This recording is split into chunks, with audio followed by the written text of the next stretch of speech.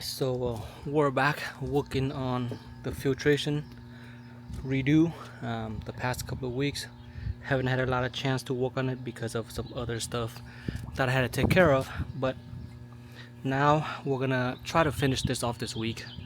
And just a basic update. I'm building a frame that I'm gonna basically use as a deck that hides those white filter containers. um, it's very simple framing. It's just having a 4x4 treated lumber.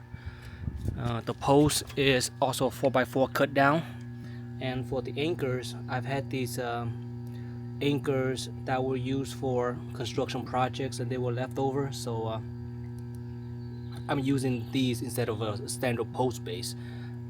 They're anchored down to the ground using 1/2 inch anchor bolts, and these are actually very strong. These are almost like what, 7 gauge steel, so it's very heavy duty. It's way overkill for this. And look at the post, it's really not moving anywhere. For this one I put 2 on each side.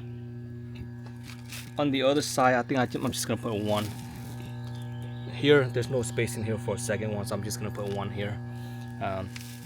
So I'm gonna have 2 4x4 by 10 beam going across, and then on top I'm gonna lace it with maybe 2x4s or 6x4s, or 2x6, whatever the case is. I want to go with the cheapest route, and then I'll put the deck lumber on top of it.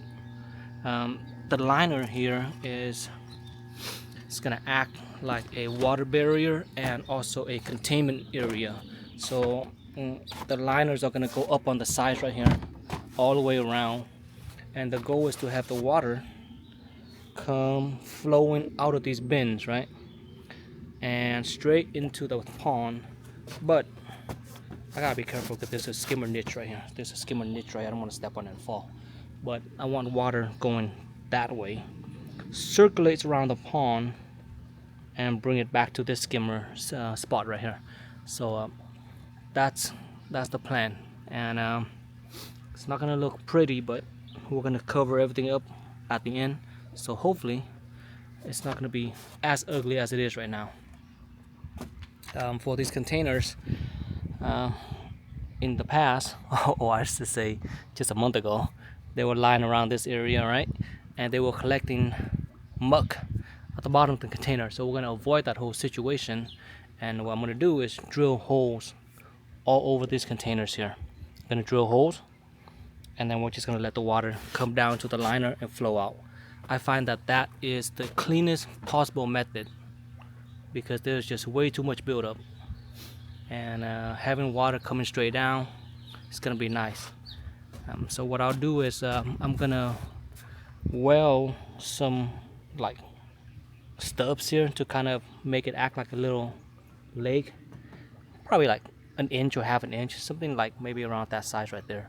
That way it kind of stands up, so the holes aren't going to be all plugged when it lies down here, because when you put the media in, it's going to get pretty heavy. So we want to have some air gap so that the water can flow down. So that's going to be another project. But yeah, this framing here, it's a 4x4 span for 10 feet. Probably not ideal. It's going to have a little bit of a sag. We call it a you know what, I can't even think of the word right now. There's a technical term for it, but when the span is too long, it does sag in the middle. I think there might be a tiny amount of sag, but it's not structural for this project, so we should be fine. I could have put a piece in here, but I figure if I did that, then I would have to build 2 separate liner bays, and I'm not gonna try to avoid all of that. I'm just gonna put 1 piece of liner, put the deck on, put the bins in the bottom, and just let the water, see, the water's gonna flow out from these ports right here. It's gonna be super close, so I'm gonna bring it here and just bring it down here somewhere and let it get under the tank. That would be by far the easiest, because it would make it just the shortest distance for the water to travel. So that's what we really want. And if the pipes aren't gonna fit under here, then I'll figure another way, but I'm gonna find a way to get the pipes in here. I don't want to put this up too high because it starts to look pretty awkward if the deck gets too high, then it obscures everything in the back. We kind of want to have a backdrop, so that's why we're doing it this way. Believe it or not, there are still some wife acceptance factor that goes into play when I was making this, so it's not all my idea, you know. I still have to work within the preference of somebody else in this house. Okay, I'm gonna build a little bit more. Oh, here's the other anchor right here. So this is what they look like on this side. Yeah, it doesn't need two because it's so strong. So I mean, these are like 5/8 inch bolts, which is way overkill, you know, but it's better than going out and buying more stuff that I don't need to, since I got this line around. This liner is just super thick. I want to say like 1/8 of an inch.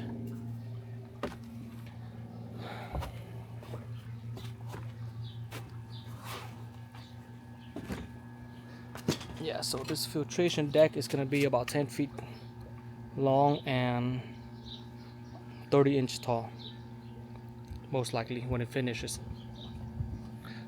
The only problem I have is this excess right here. I have to figure a way to fold it in and make it hug the border of the pond so that it hides those pipes underneath right there. See those pipes? We want to hide those pipes. We also want to channel the water so it creates a current on this direction. It's gonna be a little bit of a challenge, but we'll play around with it. Yeah, I think the fish has been enjoying the algae water for a little too long. The water's gotten more green, so it's time to get this going. Okay, so right now what I'm doing is stacking a few of these HDPE sheets. I had a bunch of them lying around, so I'm cutting up into like 2x2 squares. Stack four of them to get about maybe slightly less than an inch, maybe 3/4 of an inch thickness.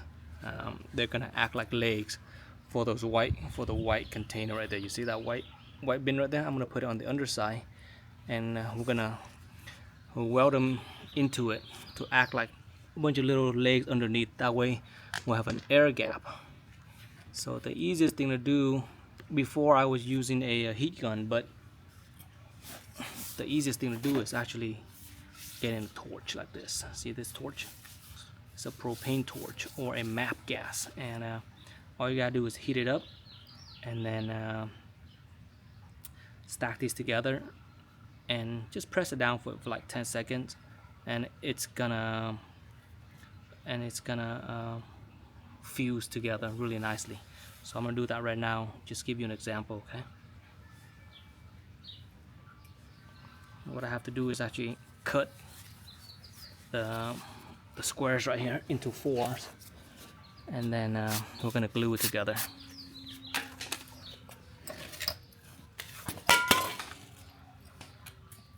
I'm actually walking in the shade because I'm trying to hide from the sun right now. Gets a little warm outside. All right, here we go.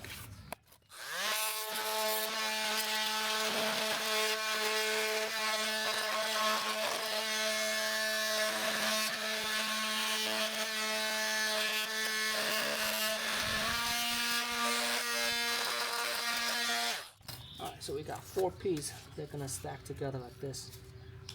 And the trick to using this torch to weld is you just gotta know when you have enough heat. So I want to demonstrate right now.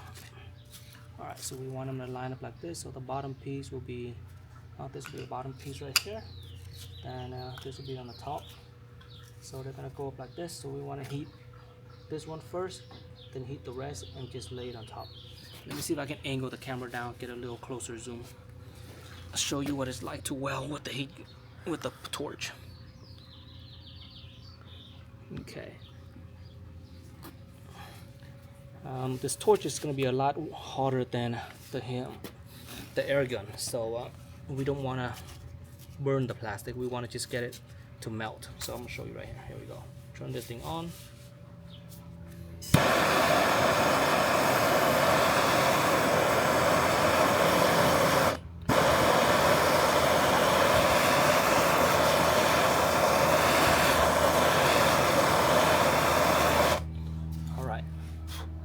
See that right there?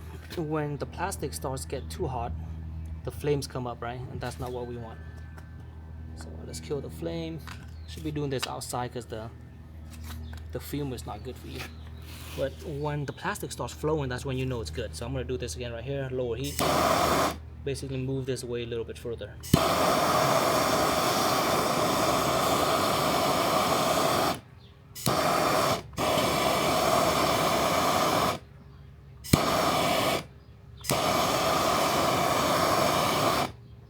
See how it caught fire, but it didn't stay. All right, so we're gonna flip it, and oh, you know, I did it the wrong side. Okay, doesn't matter.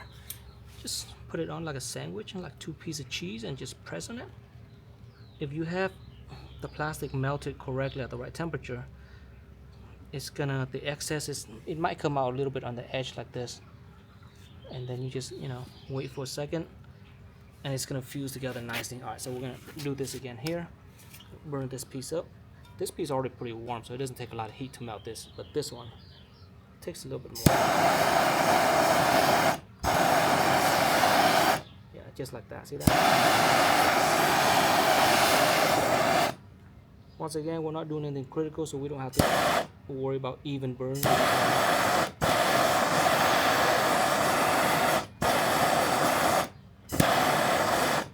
Yep. Alright, so we got it nice and melted. Alright, I'm gonna put this on top. Squeeze it in. Just press it down a little bit. Yeah, that should be pretty good. It's just gonna melt. Yeah, and the rest just do the same thing. This is much faster than an air gun. It's probably not the right tool because it's too hot, but this plastic is actually pretty durable. Alright, we're gonna do this one here.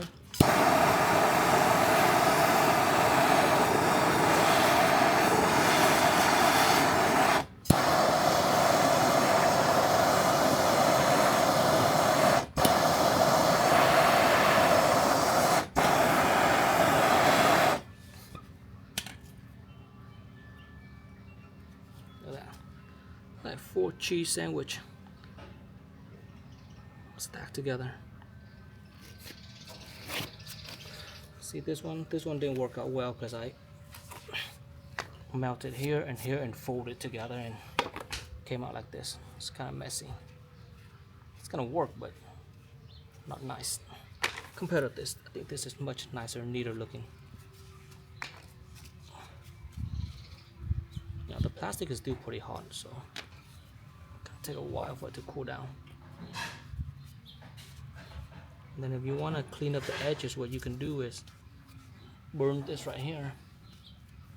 Just kind of like melt it and then press it against the ground to get a nicer, neater look.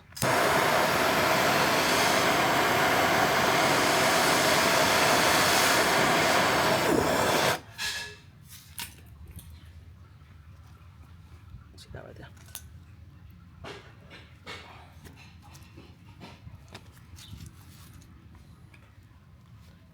Make sure you're wearing gloves when doing this. It's pretty hot.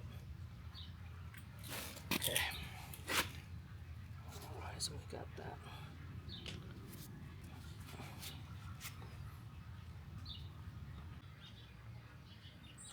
So here is the bottom side of this bin. These stubs acting like little legs have been welded. So I got 1, 2, 4, 5, 6, 7, 8 of them. Gives it a nice balance.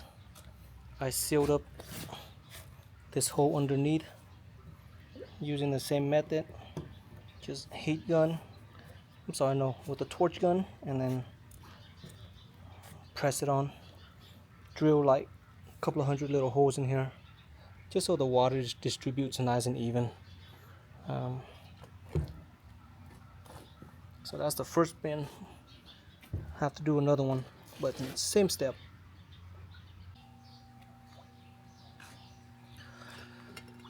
Here's how far I've gone last night.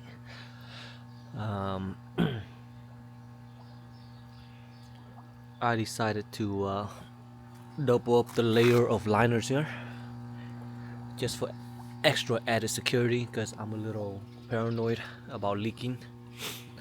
The two bins are in place to kind of give an idea of what's going to look like in the final setup. So side by side they measure about 4 feet each, so that's going to be 8 feet long, and they're slightly under the two beams here.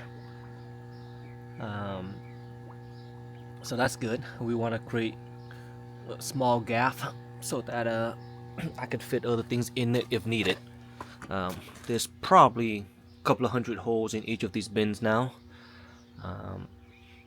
As you can see, these spots right here, they don't have holes because that's where the little standoff legs are.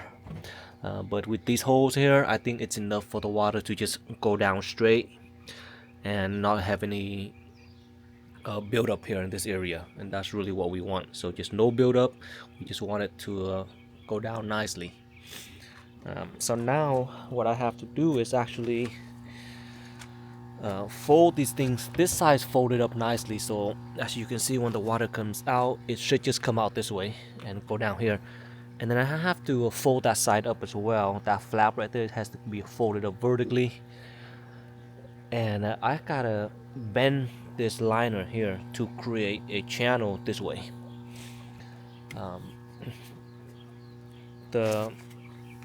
These anchors are pretty strong, no concerns, but I'm gonna brace it again just for a little added safety. And I'm gonna run a piece of board this way to kind of hold this thing up.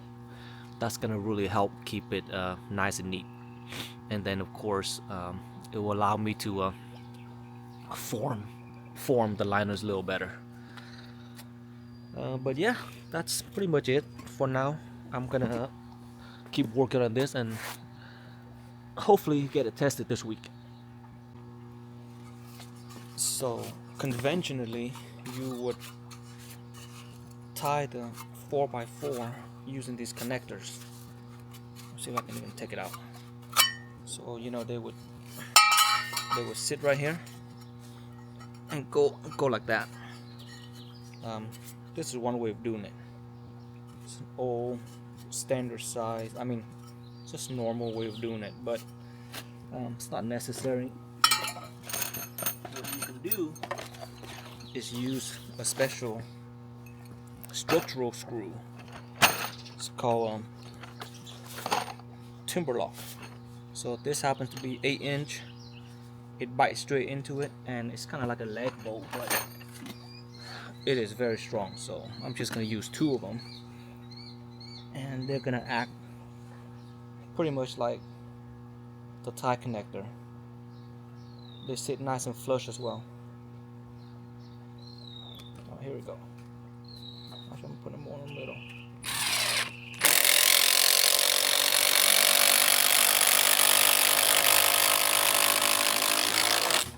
See that? Nice and flush right here. And 1 is more than enough, but why not? Let's just go with 2.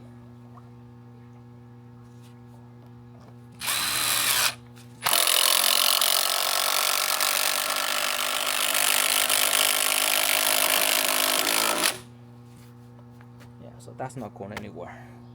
It's 3.5-inch, but this is embedded 4.5-inch deep down here, so.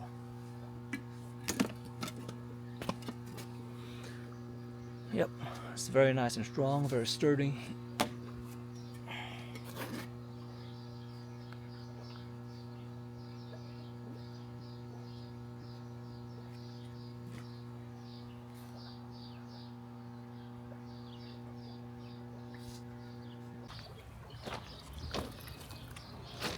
Here is what this area looks like right now. I basically put the 2 bins in here, wrapped the liners and brought it up just so that it creates like a little basin. But this time it does not hold water, so everything just flows down. I plumb the 2 outlets from the RDF. One goes in here towards that other bin, and the other one goes to this bin. Everything else got capped off.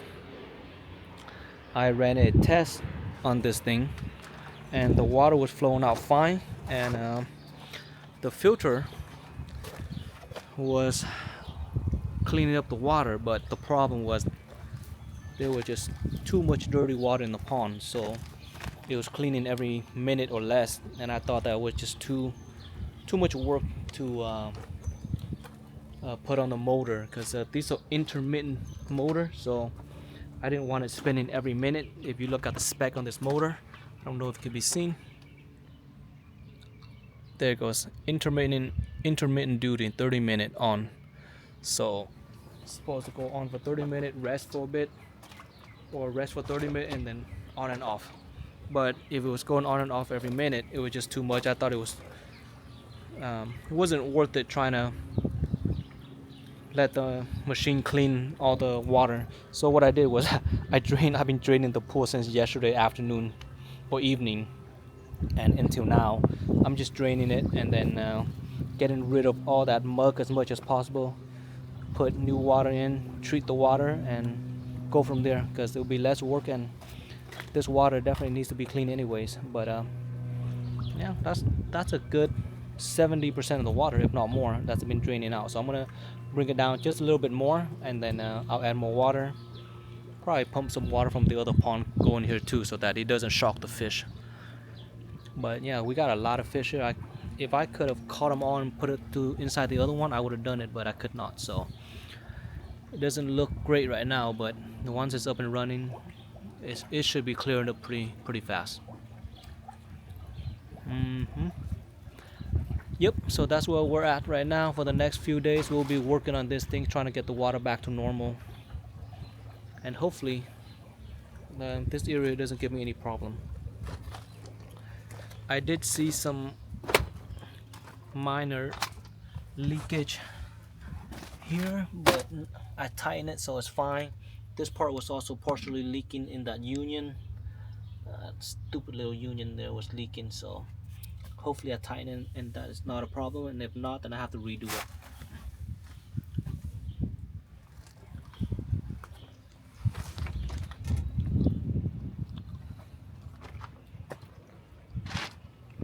Yeah, but I did a test run yesterday and the pump was all working fine, no issues. It's kind of weird looking at the fish like this. We'll get there. Yeah, so the water had a tremendous amount of algae and muck, basically small little particulates and all the detritus, and it was clogging up the screen in the RDF so fast that it was just spinning every 45 seconds to a minute, and it was just constantly cleaning. So you know, if that motor breaks, it'll cost like $400 or $500 to replace, so it's probably not worth it.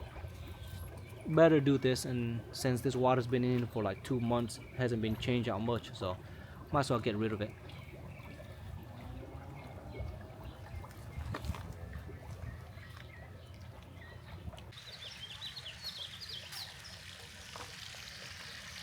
So right now I'm still slowly filling up the water, and I did remove a lot of the old water, so the clarity is gonna be better, and it's just more diluted, so there's less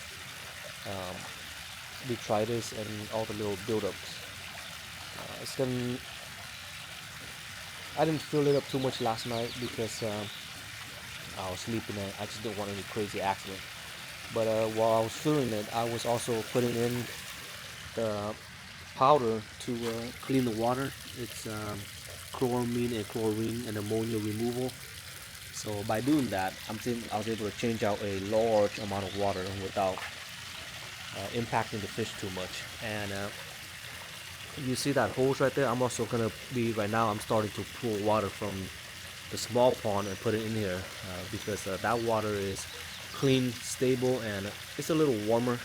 The water from the tap is about, I want to say, like 7-8 degrees colder than what's outside here. So for the fish, it's going to be nicer when the water isn't too drastically different in temperature. Yeah, but you know, they look to be okay. So what I'm going to do is just drop a handful of fish food in there to see if they'll eat. And this is sort of like my stress test for the fish. If they're too stressed out, they're probably not going to eat, but if they're eating then we know that they'll be okay. So I'm gonna just drop some in and see how they do. If they eat, then I'll be happy. But oh yeah, see that? See, they're eating, so that means the water looks okay, and they're stable enough to eat. Yeah, it's a very non-scientific test, but I'm happy to be able to see more fish now. I mean, in this pond, they're definitely bigger.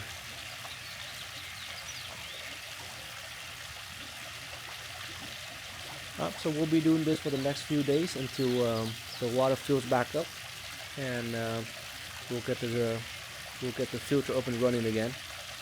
Hopefully, this time around, it will keep things nicer than last.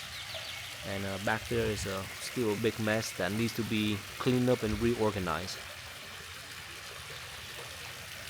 But we're starting to get to the point of having a resolution for all these issues.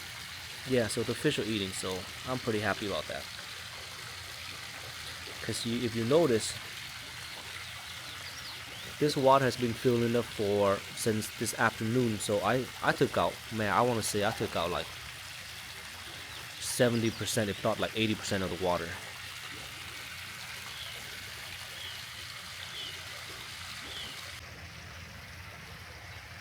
Right now it is the afternoon and the water level has risen past the lowest step. You see that? So we are slowly filling this pond back up. It's gonna take a while. At nighttime I have to stop. I'm not gonna let it flow overnight because I don't want to risk anything. So yep, and we'll transfer some water from the small pond here continuously. So I take from here, turn on the pump, and then turn it off, and just let it siphon over. At the same time, I'm filling this pond. You see that? So this pond is essentially gonna get like a whole new water change, diluted to like 50% or like almost completely over time, of course. Fish are fine, no issues. I do throw in a little bit of that ammonia and nitrite and chloramine and chlorine removal. It's like a powder, it's like a water conditioner. So same thing here. After a while I put some in here, and then I put some in the big pond as well. But the fish seems to be doing okay with this method. I'm not really shocking them. And with the sun coming out, it is soaking up some heat, which is good. But yeah, this has greatly lessened all the little particles in the water because, man, it was just clogging up that filter way too much for my comfort. And I guess it's a good chance to refill the water anyways, because this water has been in here for many months. I was only topping it off. Actually, the fish seems very happy, if I'm being honest. Like the way they're moving around, eating, they don't seem stressed at all. So I guess if you keep them with chemicals as balanced as possible, there's really nothing for them to stress out about. Yep, we are almost there. Today is Sunday morning, and it is a strangely gloomy Sunday.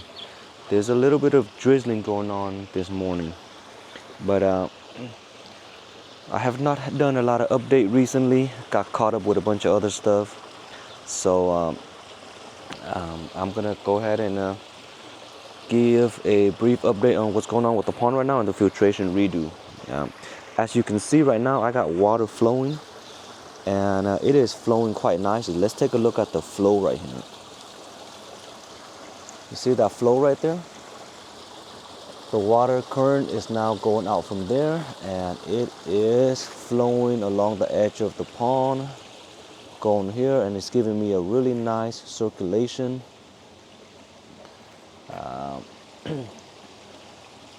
It is also very green at the moment, but like I said, I don't really care so much about it. I am waiting for the bacteria to establish before I can wipe out the algae. So once I feel like there's sufficient bacteria in the media, I'm gonna go ahead and wipe it out, and then we'll take care of that green water. So it's not a concern. But let's check out what I did over here on the filtration bin. So the current is generated by this almost funnel-like piece of plastic. Basically, it's like a pipe. I welded the plastic onto the edge of the two liners. I had two liners down here, and I tied them up here to kind of just fold it up for now. And you see how it's tied up against the 4x4 piece of treated lumber. The slope of the tanks or the bins allows the water to just come down here. When it comes down here, it goes through and flows right out. I had water coming down this area right here, but it was not working too well. Let me see if I can show it. So it was in this area down here, but yeah, that one didn't work too well because it was just going straight down. So what I did is made this little funnel device and allow the water to sort of come out this way, because now I have a very nice current. Like, this current is better than before. It's very nice, very strong, and it just keeps everything working the way I want it. And it was very important for me to get this return in this area, because I don't want the water to be stagnant. I want it to just constantly circulate. So right now it's circulated really nicely all around back into the skimmer. Now let's talk about these right here. So these bins, I drilled a bunch of holes. Probably already seen that part. I filled it up with a combination of mostly oyster shells at the bottom. So there's oyster shells at the bottom, and then there's lava rock and whatever pebbles I have. Filled up two bins. I created the two returns right there from the RDF, the outlet. They're a 4-inch pipe, so they're just gonna go right there. Right now the water is concentrated in one pipe coming out here, but I'm gonna make a distribution, sort of like a distribution tray at the top to even out the water. On that side, if you notice, the water is splashing everywhere. The distribution is better. I kind of want water going all over the surface of the pebble, so I'm gonna have to redo on that one. All my pumps are working nicely, properly sealed and vacuum and suction. So they're pushing a lot of water. All right, and the other addition that I did was adding on to this filter is the koi toilet. You see that? See that pipe right there?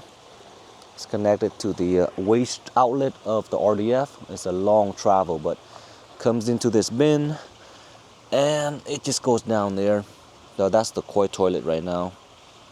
And I'm gonna put a sump pump in there to kind of use that water to feed a lot of my plants on the side right here, you see.